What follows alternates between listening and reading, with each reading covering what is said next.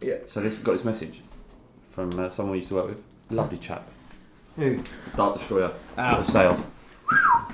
He says, he's got some stories. Flav, meant to message you before. Great to see you and James back together. And everyone's loving your work. That's right. The new best podcast you've never heard of. Oh, bless him. Good to see two Not everyone enjoying it though. thoroughly nice chaps. What are you doing? I'll finish the message. Alright, sorry. Disrespectfully sending us good wills. Yeah. What do you mean? What? Pissed off. Why? Pissed off. Because of the Patreon. It's a learning experience, isn't it? I was like, I'll snip in. we'll do two, won't we? We'll do two. Put one here, put one there. Do you know, they sussed it out that we didn't want to do more work, but we just cut the pod in half. Some people say it cheapened the product, which I think is, in hindsight, correct. Maybe right. We've had a mayor, haven't we? We've made them. Well, I don't. I just think like it's free, innit? So you've got there's loads of other podcasts you could go and listen to. Yeah. For free. True. So yeah, so true. That said, don't go anywhere. Hang about, because do you know what I did think? Oh, we have got a really nice community, and I don't want to split them up. Do you know what I mean? Do you know they're not going anywhere? They're like they're like a wife, right? They're like a wife who's ended up with 2 kids with a bloke she used to love. She can't leave. Where's she going? Yeah, she's stuck. She's stuck in her habits. That's lovely. That's them to us. Good. And we're going out sort of fucking new birds. Yeah. And they are stuck at home looking after their kids. So lost. That's not true. All that said, we have tweaked the Patreon thing. I won't go on about it for too long. Did you say it once? You just released the I absolutely nightmare. I've had a nightmare this week. So first of all, if you really do care about me, go watch the hurricane process, because that video has bombed, and it's a decent video. Yeah. It's about a guy who went to just check it out. Do me a favour. It is a great story. Just click on it and watch it. And then after that, I don't know why I was trying to go. Oh, will it still work if I put it on private instead of unlisted? Because I was thinking, is that what's affected the process? Which has been a very good series for me. I thought, maybe that's why I've had 2 unlisted videos. People don't know what are we talking about here. What happened was So what happened was I had 2 videos unlisted which were on Patreon. Right. One was like a welcome video. Yeah. Another one was the bonus pod, the first and only ever bonus pod. And I made them both public when I thought I was making them both private. So I did look at him and wondered what was going on, but I thought I'll just leave James to it. I'm sure he knows. So I had him there. I took it back down because I felt like the people that have paid for it, they should just have it for now. But that leads me on nicely to the new tiers that we have on Patreon, which I'll very quickly do. So we have for $3 a month, you can watch the entire pod. Shit, that's cheap. It is cheap. Go on. We're basically Tiny Meat Gang. They have a model that they use for their podcast. Do you know what they are? No, not at all. It's Cody Co's God. And basically what they do is they give you the full pod. So you'll be able to listen to the full pod here, which will be good. But if you want to watch the last 20 minutes, and we've got some fire Big Willie style advice, right. Then if you want to watch that, then you just need to contribute £3, and you can be in that. And also you can be in the FPL League, which I'm going to get prizes for, which you are not bothered about. Don't worry about that. Yep. Just let me give it $7. You get to be in our Slack group. We're going to do a Patreon Q&A. Slack? So we're doing Slack? Sam Peoples is turning his grade. He's not happy about it. And you can be in the FPL League, which I said you're going to get. There's going to be prizes. I'm going to try and find prizes. And for $10 a month, you get all of those. And we're going to do a weekly Skype, so you can basically have a cup of tea with us and be involved as well. And we're going to work out about Discord, aren't we? We're going to figure out Discord as well. So which means you guys can... Yeah. Me and Jim are going to be live on Discord, and you guys are going to be in, if you want to, in the lobby, and we'll bring you through one at a time. You can ask us. Yeah, you can ask us a question if you want. It's going to be literally anything. So just to give you a little teaser for that, I guess, Patreon Q&A, which we're going to be recording after this podcast, which will be nice and juicy, don't worry. I had a load of questions from the Patreons, and you'll get a shout out as well later in the video. I've got a lot more than I thought, so I'm quite chuffed. Nice. So we ask us any question, and we will answer it in that video, which we'll do after. Anything, nothing's... There's some I'm kind of like... You got to, they're paying. Yeah. You are their bitch. And that's right. It's the tables have turned. You're like, you're getting this free, and they're like, well, you're not. Yeah, we're employees of them. They fund. Okay. With that in mind, Brad B asked this question. If you could know the absolute and total truth to one question, what question would you ask? Oh. Do you want to keep it football related or generally? I reckon you've got some deeper thoughts. I don't want to talk about football. I'm going quite. I'm processing it. The CRISISY rankings are coming back. Just yeah. Might be there. Do you want to? Might be in there. What are you doing? Fucking having a nightmare. Anyway, answer this question, man. I think I don't know, and I've just thrown it on me, so I can't come up with something really good right now. But I reckon something around the moon landing, some sort of massive conspiracy that. I think the obvious one. There's an obvious one, isn't there? What? Is there a god?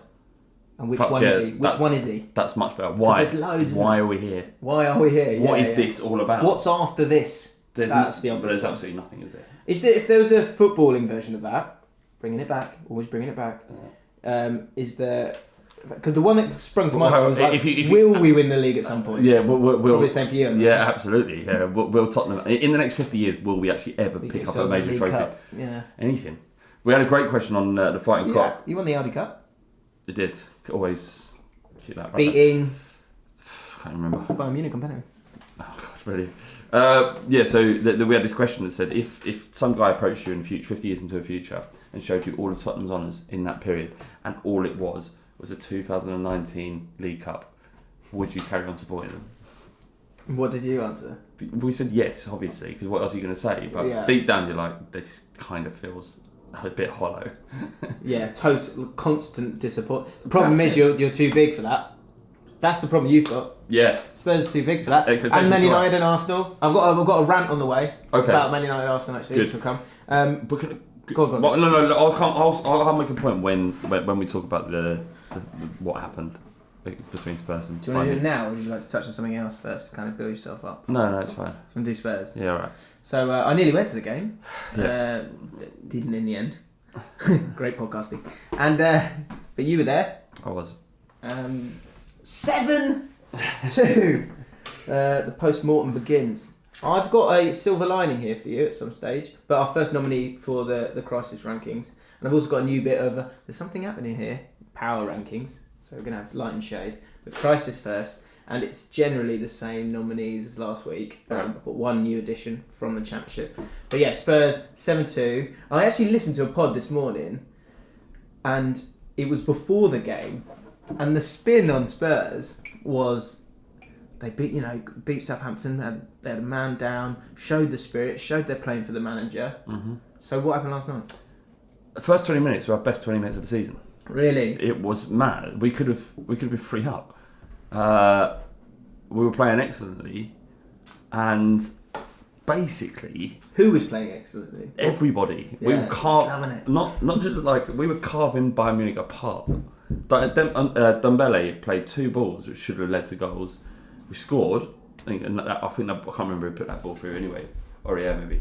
So it kind of felt like the atmosphere. Honestly, people have been complaining about the atmosphere at New White Hart Lane. It was so loud. Like, really? There was after we scored and we sung "Oh When the Spurs," right? And I looked up to the sky and the rain was coming down, and I was like, European night. We're 1-0 up against a monolithical European side. Won it 5 times. You know what I mean? Yeah. And I've felt it before. I felt it against Real Madrid. I felt it against Borussia Dortmund last year. To be fair.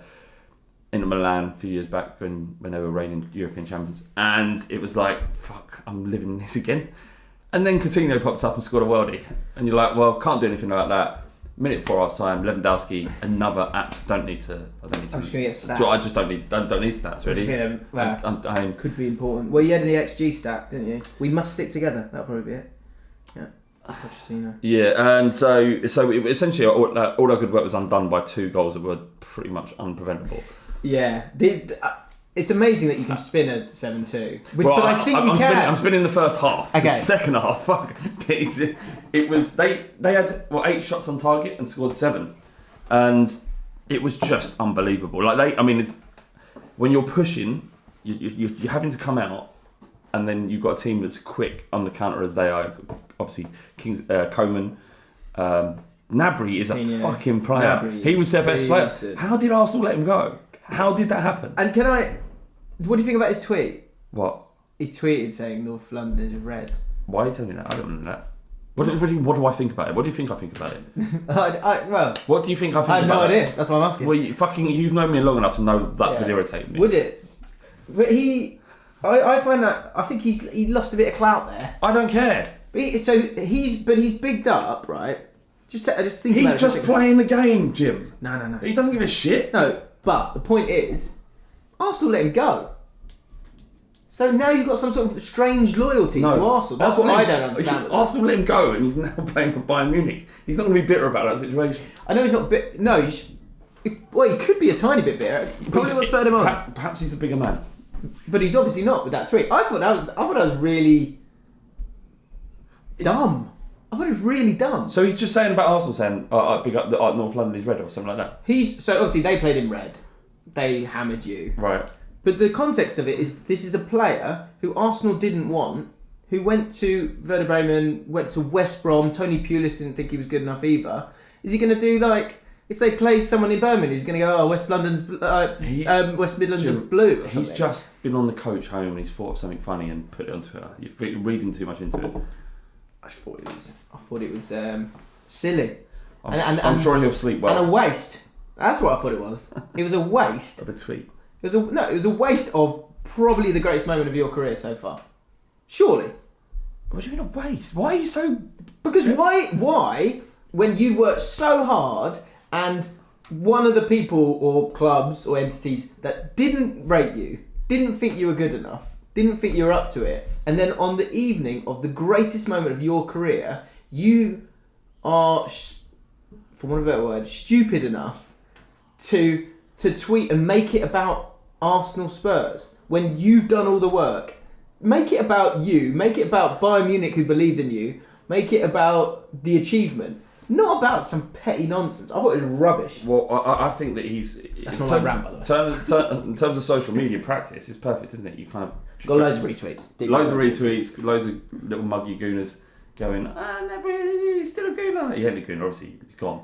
But still, look, I don't really have an opinion on it. I'm surprised you're so animated. I'm amazed you're not. That's the other thing with, I guess you would say, Arsenal still playing on a Thursday, aren't they? It's like one defeat. Yeah, I mean, I'm setting you up with loads of stuff here. Do you want to take any of it? Ultimately, it's one defeat. This time last year we had 0 points, so now we got one. But it's progress. 19 shots, 10 shots on target. They were having a lot of shots, weren't they? They had 10 on target. Yeah, but they were having shots from anywhere. But is that just because you couldn't deal with their galleys out? Yeah, they were just carving us open. We had a midfield three, I think, of Winks, Dembele and Sissoko. No real defensive or kind of enforcer to speak of. So they kind of found it quite easy on the break, especially down the right. And Sergio Aurier is... The new Cafu. You did our podcast on it, didn't you? Yeah, it was tongue in cheek. Was it? Obviously. Right. First, had a tough week. The one before the week was that Davinson Sanchez is the new Cafu when he played against Arsenal, and then the joke was that it has to be a long... And some of these jokes are loaded, right? Sure. They were layered, rather. Yes, of course, yeah. So it's... Is he good? No, he's not. He's an absolute liability. An absolute liability. He has some good attributes. He can cross the ball. He breaks with speed, I guess. But by and large, decision making awful. Rash challenges. Behaving in a maniacal manner on the pitch. Putting in suicide balls to his midfield. He's guilty of it all. And do you miss Trippier? A little bit. I missed terrible last year. He was never terrible, but he was always just bang average and overrated because he had good technique on the ball, and he played really well for England in the World Cup. But sometimes 6 out of 10 is good. Yeah, in this instance, 6 out of 10 would be lovely. Yeah, so Sergio Aurier is like 2-1-1-2, 8-2-1-1-1-2. And you're stuck with him? Yep. There's no fixing it. Although we were speaking in the pub beforehand, right? Is like someone said, if you could, John Bass on our pub, he said, Big Bass. He said, if someone right now could give you 2 new fullbacks, both of them need replacing now, or Dybala in January, who would you choose? And all of us went with Dybala, obviously, because It's more fun. It's more fun. It's much more fun. The most sensible thing would be to upgrade both our fullbacks. That would really help us. So a lot of sticks gone to Alderweireld and Tongan as well. Yeah. And they're going, they're over 30, so now they're bad. Is it that, or was it the fullbacks last night? Do you know what? I don't know. I have no idea. I think they're both getting leggy. Yeah. I think that's a good way of putting it. They're a tiny bit leggy. But Tongan is 32. Like, that's... To play against such a young, quick team, and not even... Lewandowski still looks 21. It's insane. That geezer... Like, I rate Harry Kane. Obviously I do. Everyone should. But this geezer is fucking gravy. Like... I always bang on about Harry Kane being the best number 9 in Europe. He isn't. Lewandowski is. Really? Just technically superior. He's just... This guy's amazing. But answer your question about the two centre-backs. They've played together for a long time. They've had the same messages for a long time. They are getting older, and they've got Harry Winks sitting in the bottom of the diamond, which isn't cover. That's you gamble, don't you? If you have Harry Winks in your team, you know that you can play football, right? You'd be able to play football out from the bank. Yeah. Harry Winks, although he didn't last night, he had a terrible game last night. Is he good? Is he good? No, he's very, very good. Okay. He's very good. He's like, but it's just, but the ball was coming into him and they were pressing so well. He just had no time and he kept losing the ball in really dangerous situations. Which you're going to when you're Harry Winks and playing in that position. You have to. Well, no, not as often as he did, but against a team as elite as Bayern Munich, then it's going to happen. But that goes down to the system and Pochettino. So, but with say. I'm not saying a much better version of Victor Wanyama with Kante sitting in front of him. That problem is somewhat eradicated. Yeah. So point. It's a personnel. Do I think as well? What I think when I look at Harry Winks? One, I don't think I want him to be Paul Scholes. Paul Scholes was like, despite having no pace, and Winks obviously got a little bit more, he was able to kind of like, his head was on a swivel. And he was able to like turn with the ball. I don't think he always turns with the ball. And that's what gets him into trouble. He does turn. It just doesn't always necessarily look where he's going, like you said. Yeah. But he's not. I'm not saying he's Paul Scholes. Like. But Paul I think if you want to be where you want to be, he needs to be that kind of player. He'll never be as good as Paul Scholes. What? No, I mean Paul Scholes after being 32. Okay. When he dropped, when he was like a quarterback. That's what I would like. Those are the players I love. And I want Winks to be that kind of player. He doesn't have the passing range of Paul Scholes. Like, Paul Scholes would turn around and ping it. Yeah. Whereas he doesn't have that in him, but he's probably better at carrying than Paul Scholes would probably be. But there's wider problems. It's not fair to blame it all on Winks. We're talking about there's a systematic problem. But I think it's the evolution of that team and the changes, be it in personnel or players kind of evolving and getting a little bit older, getting a little bit leggy. Like Dembele, I think was always a player that was so kind of underrated in terms of allowing Spurs to like relieve a bit of pressure, control the game for a little bit. Absolutely. Do you think Winks can get to?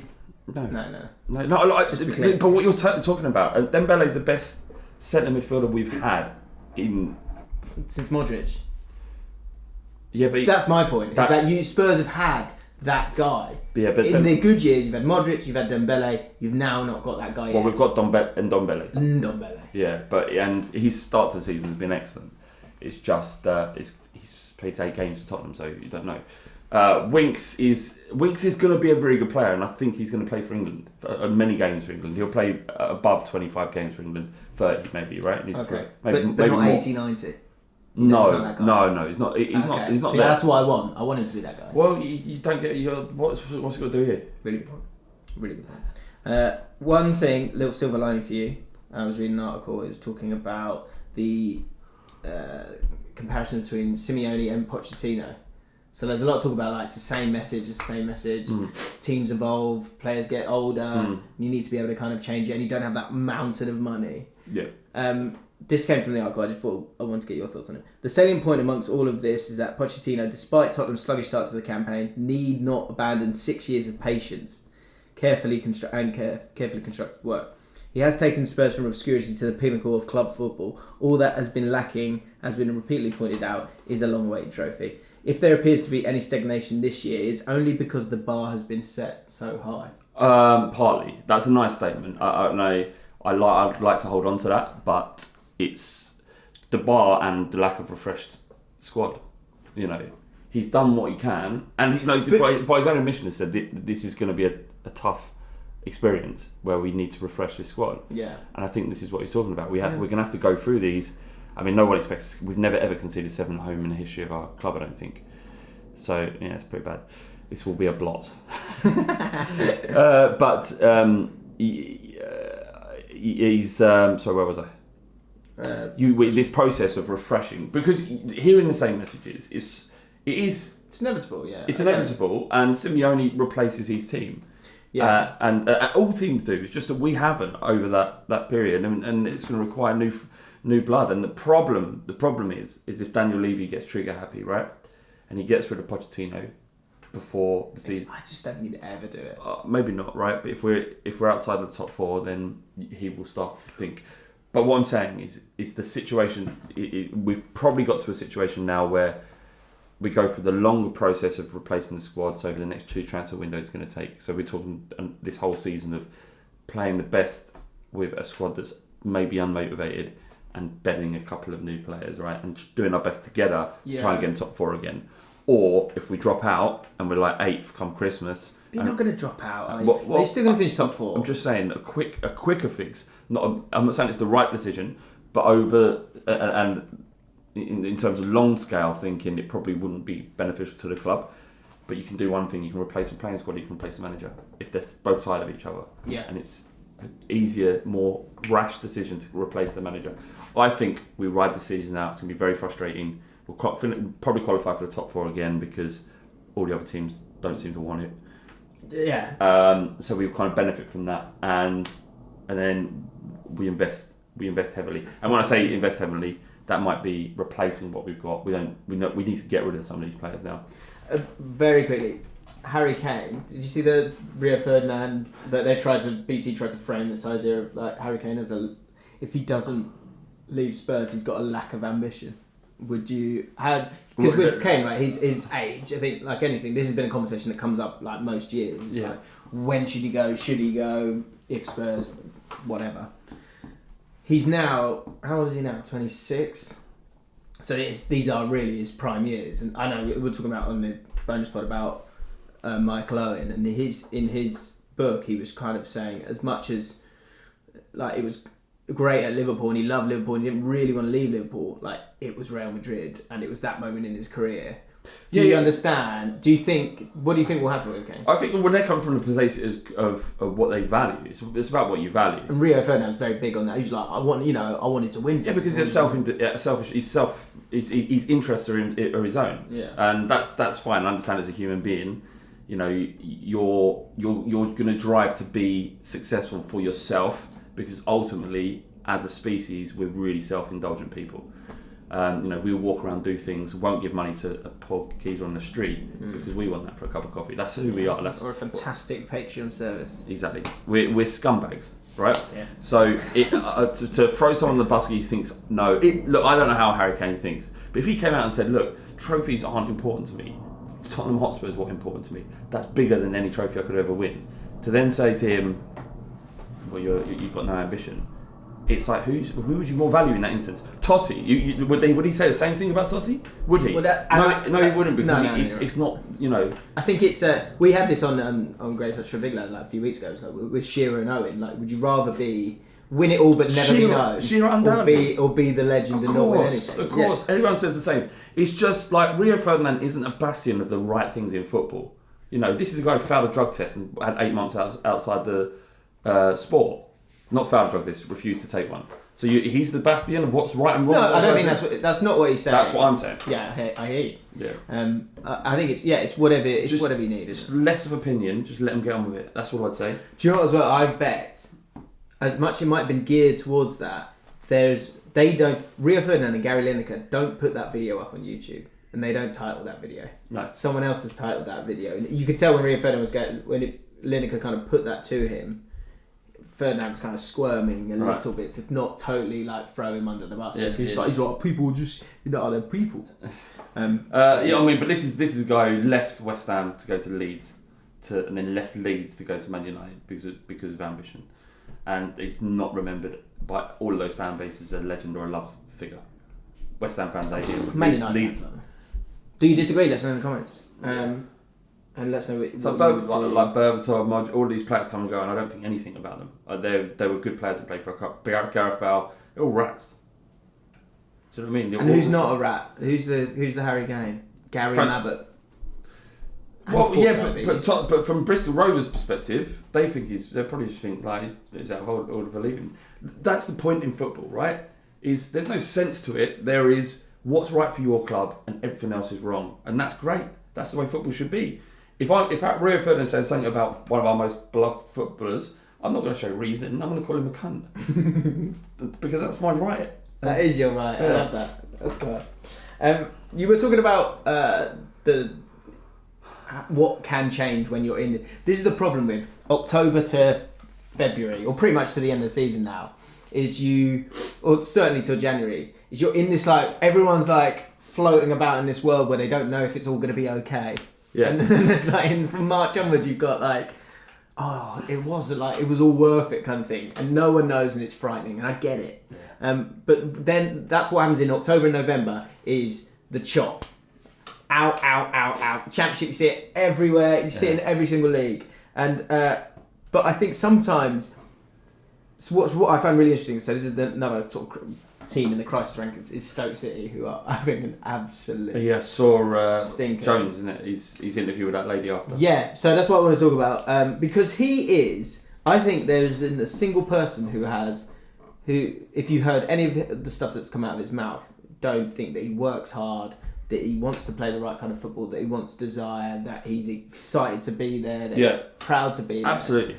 And so, but he's taken 2 points from 30 with a squad that is brilliant. But it's a squad 100. Yeah, but that's not. You're looking at two headlines here. It's like they've got a manager who wants it and a squad that should be doing better. And then underneath that is all of the truth.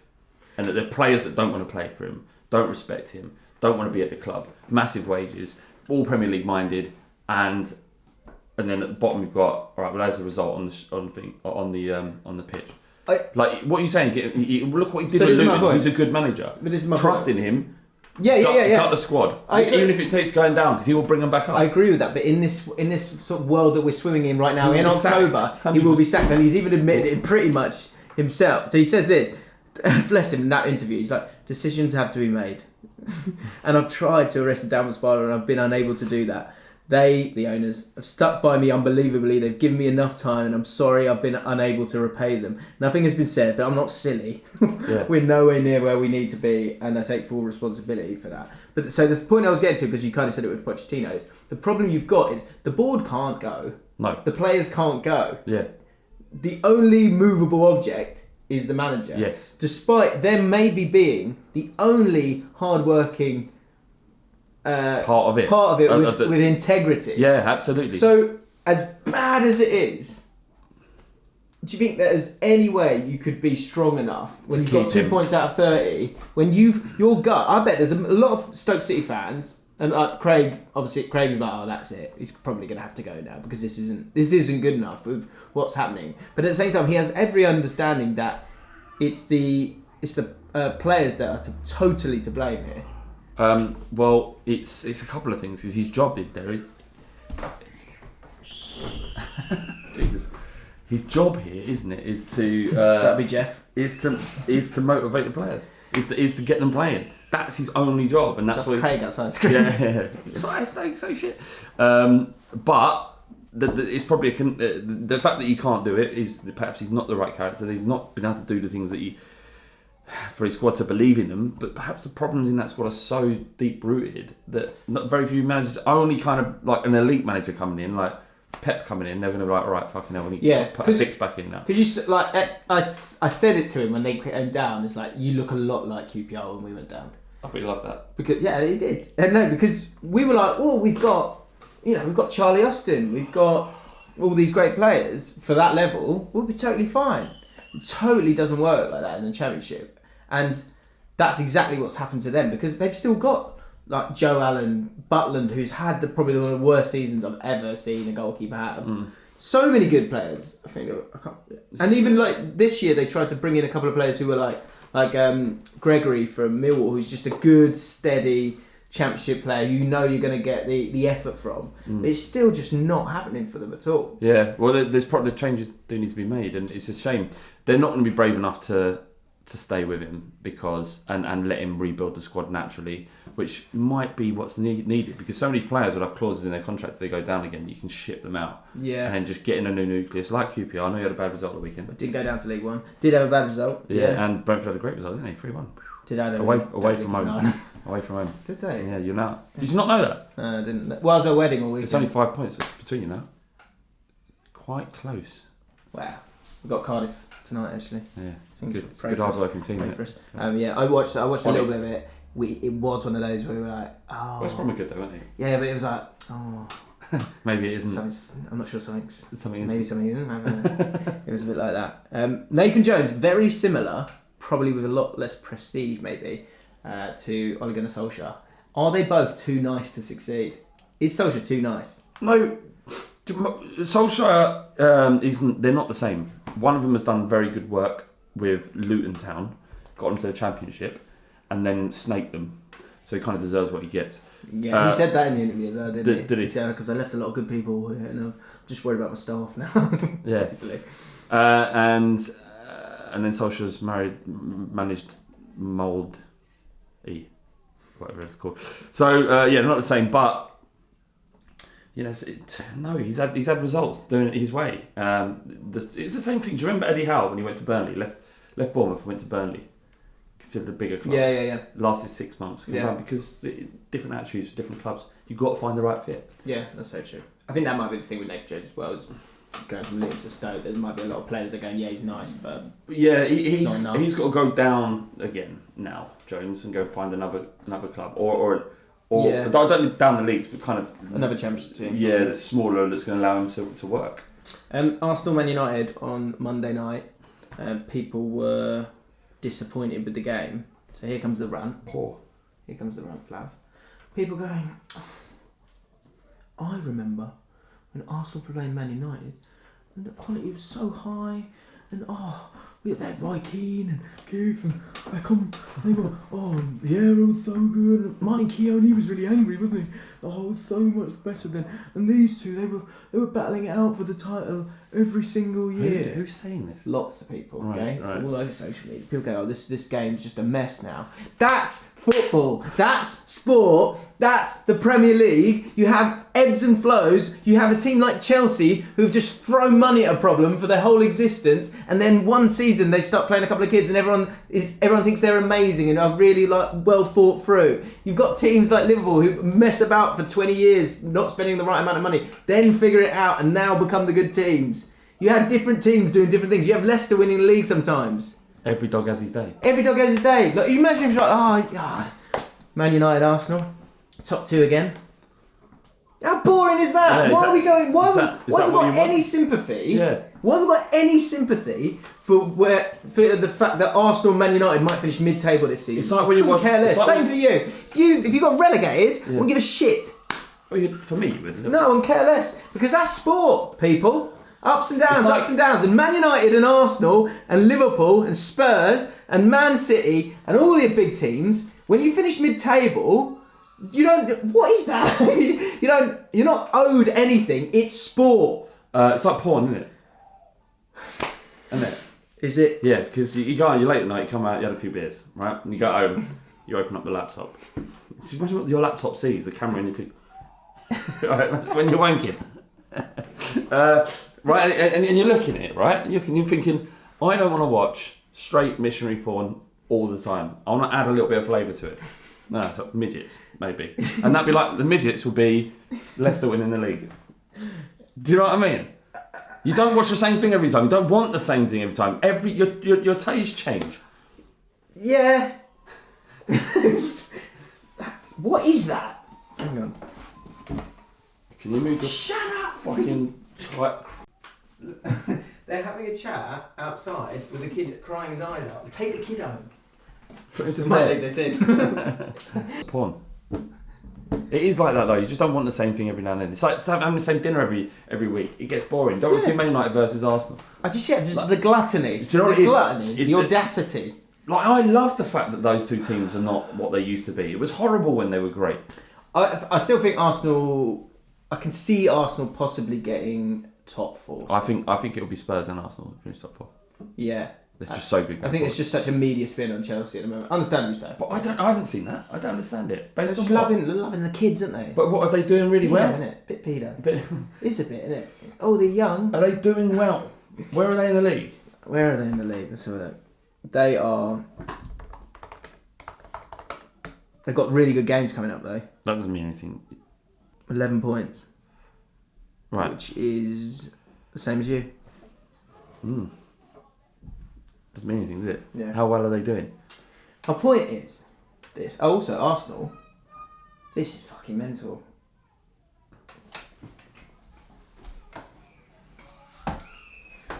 How is this happening? How many kids are there? There's literally just 2 kids just screaming at each other. Literally, they're just standing 5 yards away from each other. What is that? Gnabry, Lewandowski, Kimmich, Tottenham defence. Aurier. Aurier's to live. Spurs goal. With Arsenal, there's this feeling like, well, Arsenal and Man United in that fixture, like, I get it that it was a great fixture in the past, but don't get too wound up about it. I just think these are people that love football. That they love football over their own teams. They just love the sport. I love the sport. Yeah, but it's your type of people that are coming up with this shit. Will Richards said this: why is Emery so inept at seeing the huge lack of creativity caused by his persistence with 3 DMs away from home? And what is it that Xhaka actually offers, especially as the deepest lying midfielder, leadership, that others can't at least match and then exceed him in so many other areas? We spoke about this a couple of weeks ago about the 5-man leadership team. That's just one. Emery, sort of. The team's been renewed. Right. Re-injected with new, exciting leadership. And because before, in the 5-person membership team, you had Koscielny's gone, Ramsey's gone, someone else, Monreal was gone as well. Ozil was in as well as Xhaka. Xhaka is now the official captain of Arsenal Football Club. Right. Which is interesting. We can talk about that in a sec. Bellerin's made it in there, which we eyed him up as a possible. He should be in there. Should be in there, yeah. He's got time, hasn't he, as well? Do you know what the only gooner I've got any time for? It used to be Jack Wilshere. Now it's because how much he hated Arsenal. Yeah, Spurs, right? But yeah, Bellerin, he talks well. He talks well, he does. And he seems smart, and he's treading his own path, which I enjoy. Ozil's retained his place in the top 5. Oh, he's an experienced player. Lacazette's in there as well. Okay. Who's that? Don't matter. And Aubameyang in there as well. Right. So leadership's all over the pitch. What can you do though if there is no one else? It is Xhaka, isn't it? Xhaka is the captain, probably, or it should be David Luiz really, but can't really. It's too new, isn't he? Leno. His inability to. He's so square on whenever he makes a tackle, David Luiz. I don't like. Someone's obviously gone to him. Mate, you need to get a bit side on. So if he goes that way, you can go. Or show him somewhere. Do you reckon he just runs like that? No one's ever said that to him? Yeah, he's gone, what? I'm 32 and no one's ever said that. Are you kidding me? Because his long passing's so good. He has elements that are so good. Again, you actually sound like you care about this. I just want the best for everyone. I really do. RPH Pepe, is he good? So what the problem with Pepe is that it's the money. People are obsessed by the amount of money this cost. It's in the same way that when Lamela came and Sissoko came, the amount of players spent, the amount of club has spent on him should have nothing to do with the player. He can't. There's not a price tab he has to live up to. It wasn't his decision. I'm sure he would have said, "Can we just do this half as much, just so that people don't think I'm a world class winner?" Because half of these are penalties. Look, the problem is he any better than Iwobi? And that's not a joke. I'm not trolling. And I can't see a great deal of improvement in the two. I think the other problem is his body language for players is quite a big deal. Especially, I'd imagine I couldn't tell you myself, but like if you support a top 6 team, you get to see close-ups of people all the time. And you don't. I don't see it. I can't see Eze's like demeanour. Yeah. Or if he's annoyed, you just see funny form. Yeah, or he keeps the ball, he doesn't keep the ball. It's really as simple as that. That's so much healthier. It's so much healthier. Having too much information is a problem. Yeah. Seeing so much football every day, there's 10 news stories about your club. It's stressful being. Like, it's not as stressful. It's much more stressful than you. Of course it is. Yeah, so I was going to say that. Go for it. It's stressful being it because you can't escape. And everybody, regardless of whether they support a team who's your rival or not, is on you. Like, everyone. I'm getting fucking messages from a guy, Birmingham City fan. A Birmingham City fan messaged me earlier and went, "Have a good night last night." I'm like, mate, firstly, we've never spoken about football. I know you through something else, so don't fucking text me at 11:30. Yeah. And thirdly, it's like, look at the shambles of your club has been for years and years and years and years. But he's like, it doesn't matter because this is the time when I get you because you're a big club. So, yeah, I mean, it is stressful. It is stressful. It gives and it takes, doesn't it, I guess? Because you get to go to Champions League finals. Yeah, but that's a lasting misery. That's not a positive memory. It's like we did it, we got there. It's the climb. The journey's the happiness is in the journey. You're right. You're so right. That's what you need to figure out. I do. I have figured it out. You're right. I'm poor at the moment, aren't I? Yeah. Okay. So Arsenal and Man United both nominees, just because you seem to think you're in a bit of a crisis. But yeah, sorry. The point with Pepe is that I think his demeanour is a little bit offish, sullen, maybe, which doesn't mean he might be saving all his power and pace. When? The moments when he gets the ball. Sorry. Right, so you're showing his lethargy off the ball. People have demeanours, don't they? The thing is that the Arsenal fans, if you're not an Arsenal fan, and certainly if you're not a Spurs fan, because I'm going to be heavily slighted and biased, but if you do look at those two forwards, and like you compare Iwobi to Pepe, you can't. There isn't a great deal of difference between them. Certainly not double the value, right? That's what you'd assume, right? But you've got one player who's born and bred Arsenal who would have died for Arsenal on the pitch, right? Because he's a product of their youth academy. Certainly died in the war, Arsenal, right? That's what I'm saying. And then you've got Pepe who kind of has really no feelings about the club at all. But technically the ceiling is higher, you'd imagine. Yeah, I think that's the... All I'm saying is, I've got a question for you, right? Go for it. Why did... Who did you come from? Lille. Lille. Why did how did that transfer go through so quickly? Why were they so okay with just saying, yeah, we'll take £5 million a season for 10 years? Why did they... I feel like you know the answer to that. But I just feel that they think like, oh my God, they're giving us 70 million. I think it's 70 million. Yeah, and he's going to go. And you're better off selling him to a Premier League team because that's where you're going to get the money. He is probably overpriced, is the answer. I'm just saying, maybe they just like saying, fuck, they're going to give us 70 million for this geezer. The one thing I would say about... And he's actually worth about 12. Sorry, I'm slashing out on that. The one thing I would say is, Iwobi, I think you know what the ceiling is. He's great. He's really, not great. He's alright. He's not great. Mate, I would have been part of my squad. Well, not as an Arsenal, but like someone of equivalent value.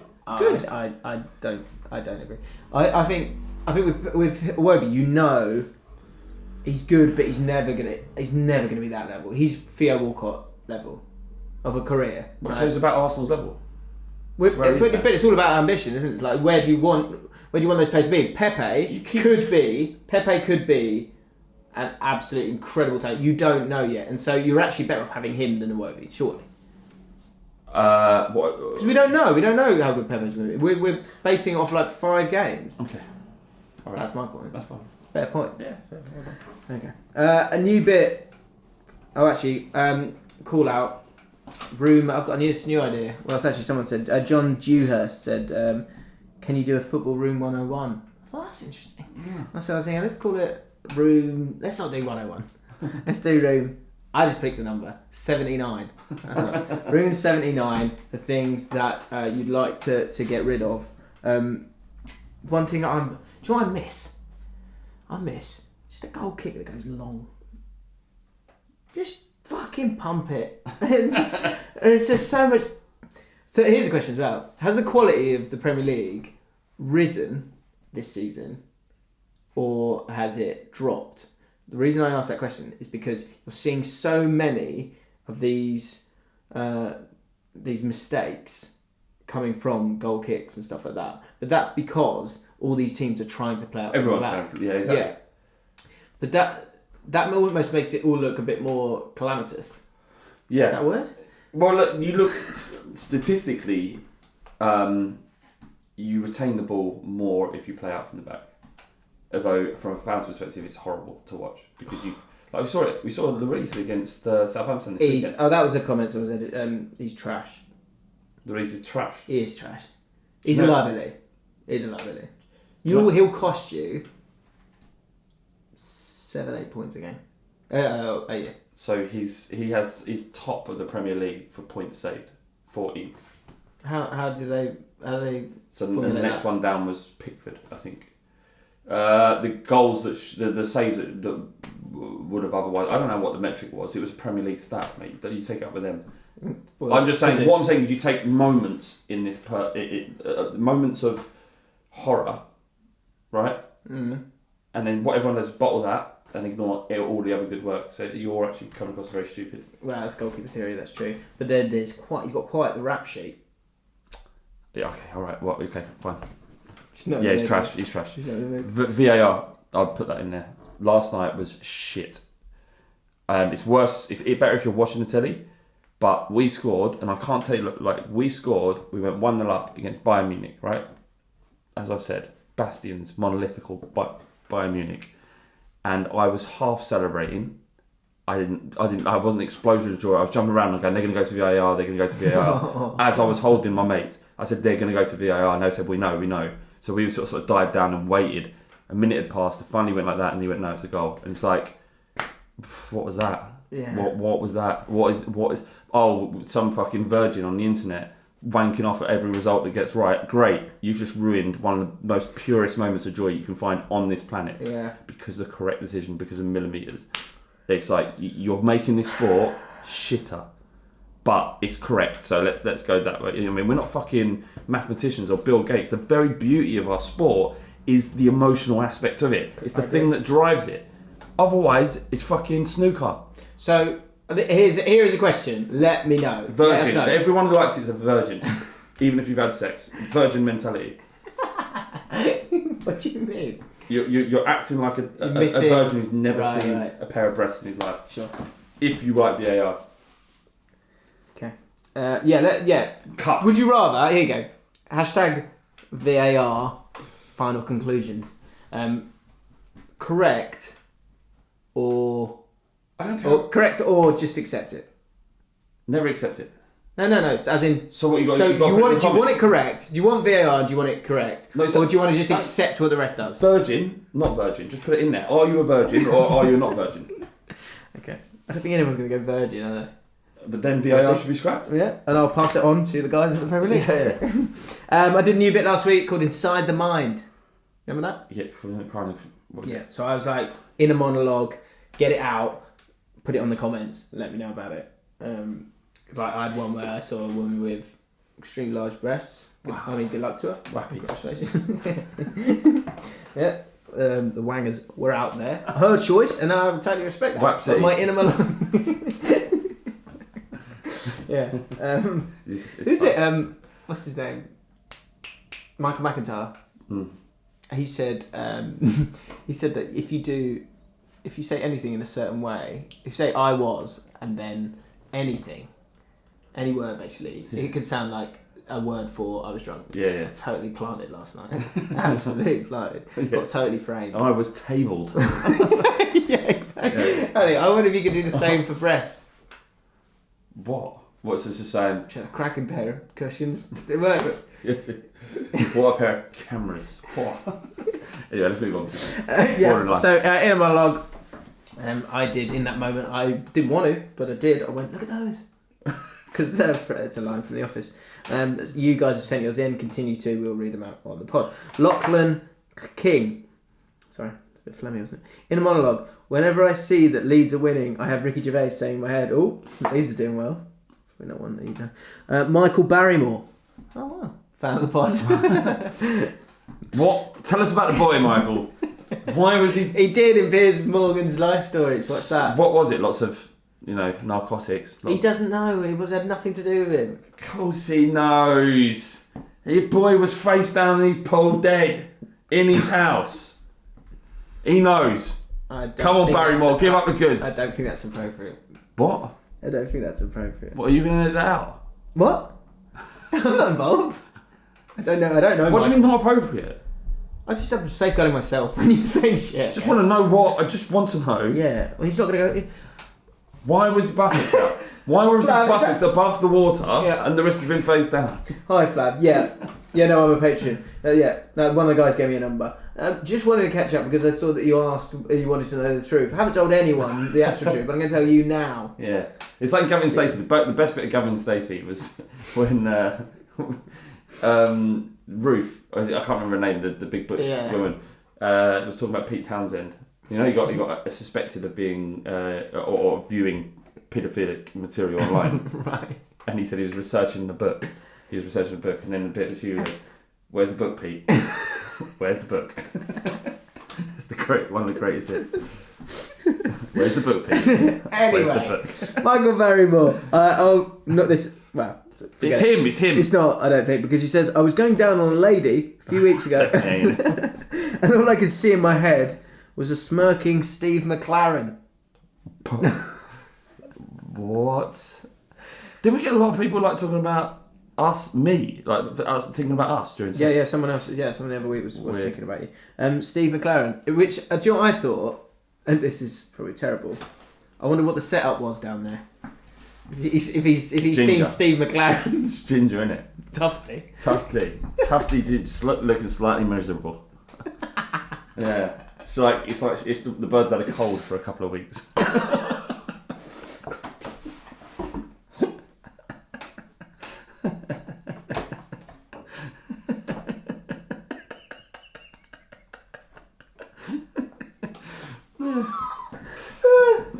Oh, that's horrible.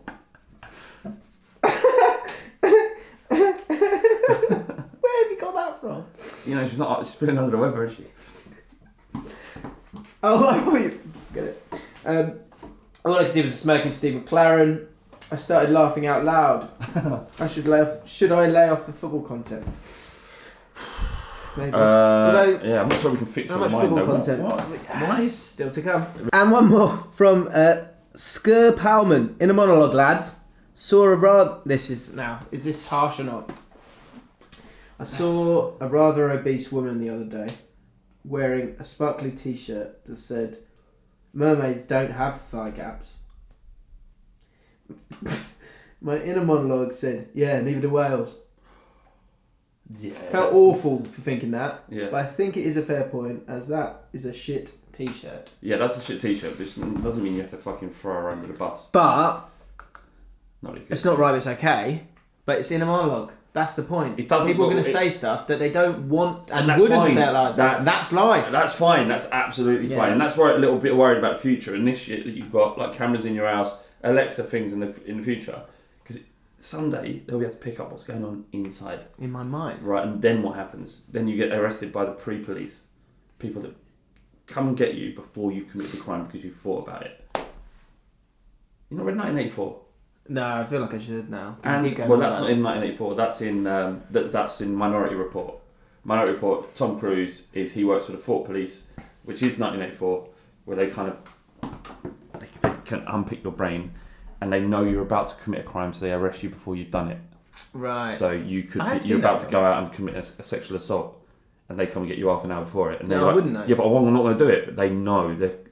Then do they know? Because they could manipulate the system. Too much control there. I'm going to one day live in a shed in a jungle, and there'll be no one. Do you know what I did think? More of a positive bit of technology, forward thinking, is the idea that you could get someone on the phone but as a hologram there and then. So when you see things, you could just go like type in Flav and you just come up and go. What, like in Star Wars? Yeah, no. What are you saying? This is something. I think that'd be good. No. Yeah, it would be good. Yeah, that's all. Yeah. But what about if you're up to something you're not supposed to be up to? And then like you sort of... No, I call you. Motting your bird out, right? And your mum rings up and brings you up on hologram. James. Yeah, it's true. Not again. Well, you'd have to accept, wouldn't you? Oh, right, of course. There you go. Should we talk about your Twitter? Wait, there was nothing. A couple of weeks ago, Had a look at it. Things about talking about Aldi things. JTvo. Aldi things. I was talking about a bottle of wine that I liked. Lovely drop. Lovely drop. Lovely drop. What was it? Any nice lovely drops you've recently had? There's an absolutely beautiful wine. If you go to Majestic, right? There's a bottle of vino called the Governor. Rouge. Yeah. And it's called the Governor. The Governor. Yeah, I know. And it's bottled in Spain by some expat Brits, I think. Right. And honestly, it's full bodied. You've got like a full bodied wine. It's really nice, like fruity. It's almost like jam tasting. It's very thick. Sure, it's not port. And you can't do more than a bottle because it's so full bodied. Right. But the first couple of glasses, you're like, oh yeah, come to daddy. But I'll happily do this every week. I'm not recommend wine to people. I'm getting into it. No, you're fine. Please. Well, let's see. Can I bring something to it every now and then? Yeah, I love you too, Flav. Yeah, well, this is what I'm bringing. Wine section. Okay, well, so JTvo, he's saying the lovely drop tweet is poor, Flav. What? He's saying that wine's poor? No, he's saying the lovely drop tweet, the fact that you tweeted that is poor. You're too young for that nonsense. No, fuck this. That's a 50-year-old woman going to a Zumba class, taking a photo and tagging it with working hard after the past 3 days of posting annoying, inspirational quotes level of social media. It's not. It's recommending something that I enjoyed, so that other people can. You'd take it or leave it, or unfollow. Just unfollow. I don't mind. Or there was someone else who's coming out going, "What?" But someone called you out on your Twitter timeline. Mm-hmm. I'll just finish off this comment. He's saying, you're like the 15-year-old that thinks he's hard by saying he's out with the lads when they're just in their local park with Spongro they nicked from their parents. You bear in mind, lads. The clippings is fine though. You did a thing about clippings and finding the right soil for it. Yeah. The thing is I'm nearly 40, right? I'm not 16. You lot are 16, right? Well, not all of them. Well, a lot of them are. Like that guy must be about 16. Is that a woman? No. It's JTvo. Yeah, so he must be about 16, 17, right? I'm not. I'm double your age. I could be your fucking dad. Yeah. I'm gonna start behaving like a dad. Yeah. I could be your dad if you want. Don't say that again. I will. I'll be there, Dad. That's when you got to do the no pedo thing. So that's creepy. What? I was just slap their ass when they're being naughty. Stop it. No pedo then. Other highlights from Flav's Twitter. You can follow Flav on Twitter if you do like lovely drops and autumn skies down in Albion, which are quality apparently. Mate, you're not seeing the sky. The autumn is an incredible time to go out and have a look at the countryside. It's so beautiful. Look, if you can't appreciate the world we're living in and how beautiful it can be, but would rather sit on in your bedroom wanking and playing FIFA, and you have an issue with me because I can look at the skyline and appreciate it, then I'm afraid we'll just have to disagree. We'll go our separate ways here. Fair enough. One tweet I did like, which I thought was good, maybe possibly a bit. Let's see what you can do in the comments. Things you say at the football. So this is a woman. This is great. Yeah, it got about 6,000-7,000 likes in the end. Yeah. Yeah, she went. A bloke took her to the Southampton game. And she obviously just wasn't that interested. So she went along and said, just to keep myself interested, I'd write down all the things that he would keep saying. Yeah. Repeatedly saying. And you got a list. Yes, exactly. So if it comes to you in your mind and go, oh God, I say that a lot, let us know in the comments when you get back home. Or even on your phone. That's the world we live in. Yeah. Or just get me up on the hologram. Just keep it for a bit. Yeah. Can we just keep it for a bit? So I've said it so many times. Right, because it's just like, because this is a bit of a room 79. What does wind me up, and I do miss goal kicks. When there's a goal kick and the centre back heads it, and then the centre back heads it, then the centre back heads it, don't see that. And the centre midfields it. Probably not. But when you get it down. What do you want to do? Just eat it, swallow it, and shit it out. It doesn't work like that. Anyway, just keep it for a bit. So good. Come on, Spurs. Yeah, come on, Tottenham, come on. Yeah, come on. Yeah. Fuck's sake. Mate, fuck's sake that's literally the most common thing I would hear in it. For fuck's sake. Yeah. Fuck's sake, Spurs. Get it out. And it's like that thing. Fuck's sake, inanimate object, intangible object. Spurs. Not fuck's sake for Tongan. Oh right, broader. Fuck's sake, my entire football club. Why are you doing this again for Spurs? Doesn't make any sense. But he's so right. Yeah, so true. Facts. Do you have this where when it's like you're not really, the team's sort of having a bit of moment of no momentum? Yes. And the song that always comes up at QPR is come on, Rangers. That's not. I don't think that's ever going to give the energy that's needed. It's actually just bringing it down further. Yeah. Well, what the kind of ironic part of last night is the loudest rendition of "Owen the Spurs" was when we were 4-2 down. We scored a penalty, and everyone's like, "Come on!" Yeah, yeah. And then they banged in two. They're banging two.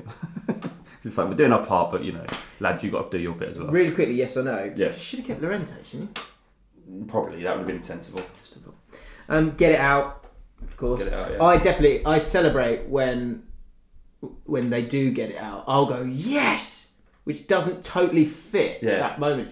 But it is. It's as good as a goal for me. When Spurs played Arsenal in the league game, and I remember distinctly celebrating the final whistle, or screaming yes, and just acutely realised that no one else had done around me. I was just the relief that it was over. Yeah. It was almost powerful. It is. I think it's as strong. It's as strong. Because it's like I don't want that feeling. Keep it away from me. So then when you get to walk away from it, it's just relief. Yes. What ones have you got? All day long. All day long. I used to say that in football a lot. Yeah. Because it annoys the opposition. Well, I'm not cheering in. I don't know what that means. Yeah. I don't know that one. That's a bit. Yeah. I'm not cheering in. I know. I used to play for Arsenal. Go on. Go on. Go on. Do you know what? Here's what I do. When a cross goes, I go, get up, get in. Do that all the time.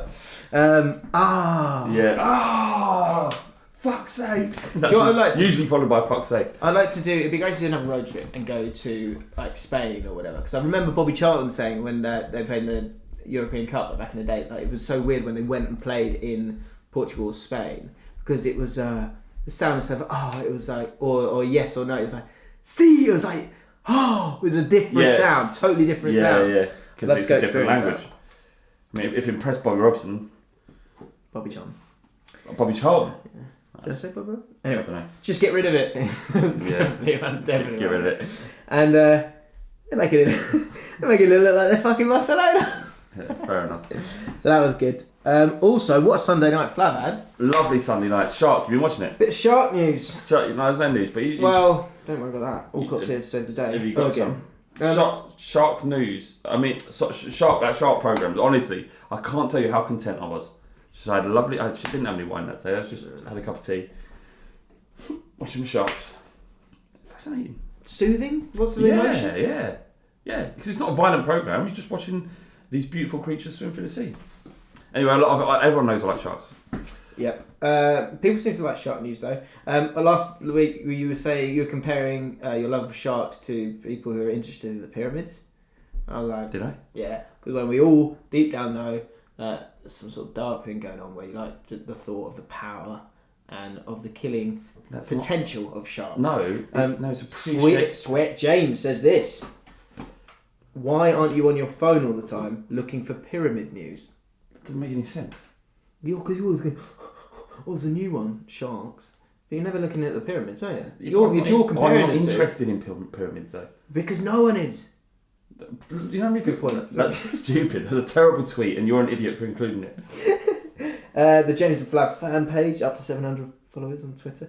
Not shark news, but can you ask Flav for his top 3 types of shark? Yes, absolutely. I would say great white number 1, port beagle number 2, and why? I just like them. And I would say I like. Do they kill the most? Do they? No, the bull sharks kill the most. Then probably great whites, then tiger sharks. I would say kill the most. I'm talking about attacks on humans. Yeah. Yeah, but bull sharks they swim in fresh water, so they're much more likely to come in contact with humans. Whereas great whites aren't. No one's going swimming in fucking a sea colony where great whites eat. Of course, yeah. Because it's. So what I have got, I found a thing, and it's got. Did you see that? I did tweet last week. I did an amazing short video of a giant great white breaching a surf. Yeah, wow. What are you interested in, Jim? Football. What are your interests? Football. So you might as well be into Warhammer. That's the look. Like Warhammer, like the you know what it is. I don't. Yes, you're pretending not to. Actually, don't. It's like little models. I like making great content. You're Airfix. That's what football like in football is. Like, we like it. Socially acceptable geekdom. Yeah. I like something that's bit saucy, it's like an actual fucking monster that lives on our planet. but because I'm interested in that, it's weird. Well, you'll be pleased to hear. You'll be bringing that all like I'm on the spectrum shit. You'll be pleased. I've found an article that's got 81 interesting shark facts. 80. Woo! That'll get you up. I am excited. 81. The sharks. 81. We kick off with number 1. 81 weeks of this. Solid. We're doing one a week. Yep. Wow. The first sharks lived more than 400 million years ago. Yeah. 200 million years before the first dinosaurs. I'm saying they're living dinosaurs. They have changed very little over the eons. So do you know that you've got the great white? You know what a great white looks like, right? You know what it looks like. It's there. That first picture was a great white. Was it? Right, have a quick look. Right. Not that one. That one. Yeah. Right, that's scary, isn't it? So I'm just going to search it actually, just get a really high quality one. And I will put it in the edit this time. There was a shark, which was like the kind of big brother or granddad of the great white called a megalodon. Right. And it was a great white, but like 4 times as long and 4 times as big. Yeah. Look at one. Look at the great white. Look at that. Yeah. Right? Imagine that's the size of a fucking transit van. That's pretty cool. Right, so this shark was as long as a bus. And it was that big. What, are they normally transit van size? Yeah. Sharks are the size of a transit van? No, this great white is. That they can go up to 20 feet, 20 longer. Bloody hell. Yeah, if you get a person next to them, type in the it's called a big blue great white. It's called big blue. How do you know this shit? Oh, he's riding it. Oh, we might kill him. Look at the size of that shark. Wow. See? Because you start a big good punching bag. What are you talking about? Don't know. I'm funny with that with animals, like dogs. I'd love to kick a dog. Just don't say that. But I wouldn't, obviously. Okay. People been asking for a bit of advice. Right. We need a new name for it, obviously. So this will now be called Big Willy Style Advice. Can't we just call it Big Dick Energy Advice? Rather not. Why? Big Dick Energy. You've not had BDE. That guy's got big dick energy. You're acting like you've got a big willy. Okay. So what do you want to call it? Big dick energy advice. Okay. Big dick advice. BDA. BDA. Some BDA. Thank you. I need an acronym. Big dick advice. Okay. So there was a Telegram group. There still is a Telegram group. There's also, of course, a Slack group on the Patreon if you want to check that out. Why have we got? Can I just? What is that? What is the Slack for? Slack's like for workflow management. No, because it can just be a group where you don't need people's numbers. So people same as Telegram, don't need. Well, they told me you did. Who? People from this Telegram group. Doesn't matter. They're lying. Anyway, BDA. Let's get some BDA going. BDEA. BDA. No, BDA is like big dick advice. Okay, big dick advice. So there's a guy called, I'm just going to say one name, Will, who has been having a bit of a saga. Okay. I asked him, what he does as well, which he probably is aware of this but never really had it vocalised back to him, is he's at university, he's just gone to university and lots of things going on. And every time, I reckon, it's normally late at night that he asks for advice because he's a bit drunk and he wants to. As well, maybe a little. Lots gone on that night. Yeah, we can only speculate. But this is the advice. He basically sent me a message to explain it. Then last night there were some developments, and I offered up my advice there and then because I was on the toilet having a poo, and I thought, fuck it, let's give it to him. So you can let me know what you think of his advice, and we can get an update next week. Right. So he says this: I've been dating this bird from my school since the start of July, but spend essentially every day with her over the summer. All going well. And she's like well out of my league. Legit so nice, which makes this worse. My friends don't like her, but oh well. So she's gone to Durham and I've gone to York. So we are relatively close, but I didn't clearly say where we were before we left for university. Right. Left it up in the air. I don't know if she thinks that this doesn't matter or still thinks we are probably going out. I doubt she'd cheat if she thought we were going out. Plus, Durham is dead as a place. There's always dick wherever you go. Well, the golden rules. Video. Then there's this new girl in my flat at uni. So he's gone to uni as a new girl in his flat. She's equally as fit and seems really nice. I stopped myself after a kiss. So he was already done it. So he's kind of already done it initially after a kiss. Though I got the impression she wanted more. Arrogant. I'm joking. But I had said I'd dump my bird prior to uni. Lies! Yeah. There are other girls here and I'm often tempted. My problem here is whether or not to fully cheat.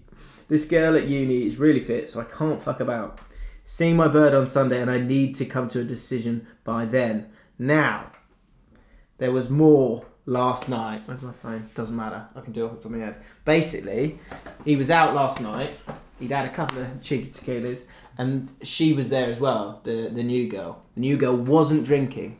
And he's obviously gone to the toilet and goes, right guys, I might have to just I think she's on it, I might have to really go for it because I don't want to mess about here. I then gave this advice. She was sober, this girl. She's sober. God, she's gone out and she stayed sober. Apparently. It's impressive. Yes. But an available choice. I'm doing this October actually, by the way.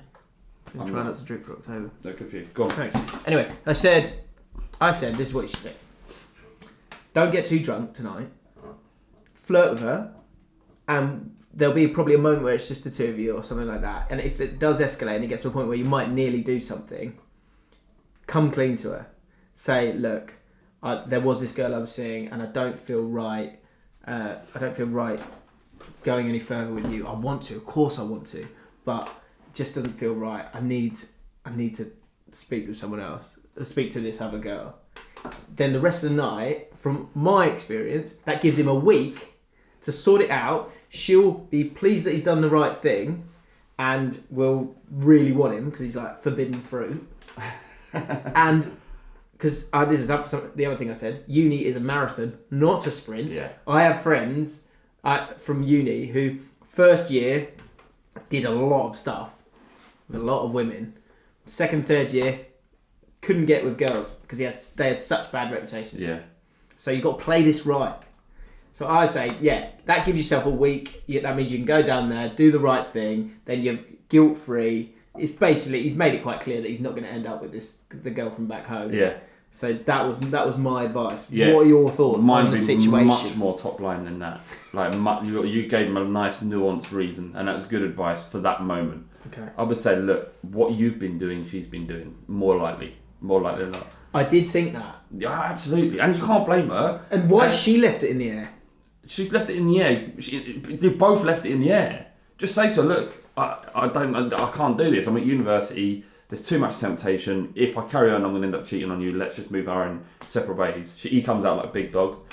She's like happy that she's been respected, and not even though he's already fucking done the dirty, to be honest. But she doesn't need to know that. She doesn't need to know that. But and really, don't ask her what she's been up to, because my feeling, based on what I saw at uni, was that everybody's up for it because we're free. And there isn't parents. You've got rooms, loads of rooms to go back to. so much freedom. Your own door that locks that no one's coming through. Not locked. Like that sounded a bit creepy, but do you know what I mean? Like no one's going to catch you in the act. So it's natural. So you're doing. It's fine what you're feeling. It's absolutely fine. You're feeling like there's new fruit around.